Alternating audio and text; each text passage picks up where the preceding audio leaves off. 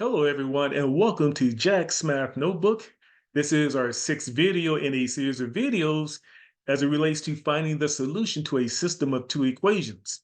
And this is another application of using the substitution method to find that solution to this given system of two equations in which we have 2x plus 2y is equal to 2, a negative 4x plus 4y is equal to 12.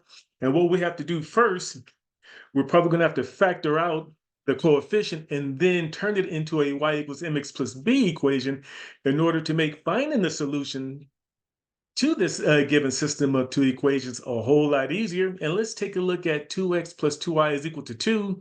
We can factor out a 2 by dividing by 2 and simplifying it as much as we possibly can. And when we do that, we have 2x divided by 2, which will give us 1x or just x.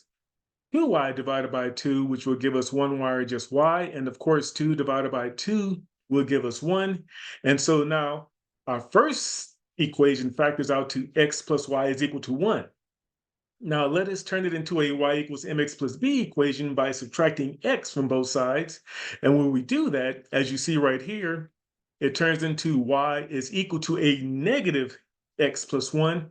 We can think of it in terms as y is equal to a negative 1x plus 1 because there's always an invisible 1 in algebra, okay? And so if you like, just for the sake of consistency, if you want to, you could just put a negative 1 right there just to kind of help you feel better or grounded as it relates to solving the system of two equations.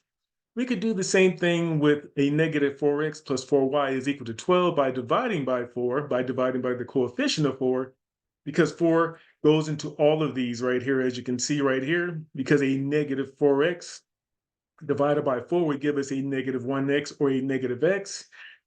4y divided by 4, which will give us 1y or just y.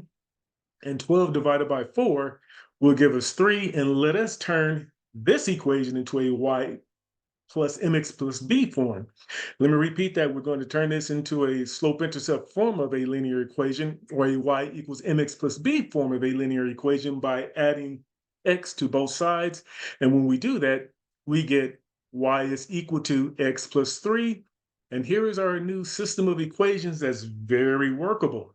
And the good news is this, is that y in this case is isolated. We can use either one because, believe it or not, a negative x plus 1 is the same as x plus 3.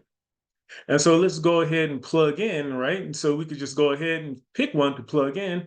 Let's pick the easiest one. Let's pick an x plus 3 whenever we see a y. And so we're going to plug in x plus 3 for y in this equation right here. Okay, and so so we're going to plug it into the first equation that you see right there. So instead of saying 2x plus 2y is equal to 2, we're going to say 2x plus 2 times the quantity of x plus 3 is equal to 2 because guess what? Y is equal to x plus 3. And when we go ahead and work it out, we had 2x plus 6 is equal to 2. And when we combine the like terms, now we have 4x plus 6 is equal to 2. Subtracting 6 from both sides, guess what we get?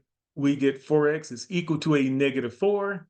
Dividing by 4, we find that x is equal to a negative 1. Now, see, and that's the good news because we can plug it into either one of these two equations, or we could plug it back in here. And so it would be good to, let's say, pick the easiest one. And so right here, we could just say that we could just plug it back into here instead of saying x, we'll just call it negative 1 because we have proven that x is equal to a negative 1. And so when we plug it back into the easiest equation, we have y is equal to a negative 1 plus 3, which will give us 2. And so y is equal to 2. And as you can see, our solution to this system of two equations is a negative 1 comma 2. That's where they meet. That's where they meet right here at negative 1 comma 2. All right, now I rewrote this solution right here so you can see it, that y is equal to a negative 1 plus 3, which will give us a positive 2. And again, I'll repeat it just in case I made a mistake in reciting it. Y is equal to a negative 1 plus 3, which will give us 2. Therefore, y is equal to 2. And of course, you're being given quite a bit of information as it relates to the substitution method. but you can always pause the video if you need to, just to give it a once-over or replay this video as many times you need to gain a deeper understanding of the substitution method as it relates to finding the solution to a system of two equations. But in the meantime, you can always comment, share, like, and subscribe to Jack's Math Notebook for more content. Thank you and goodbye.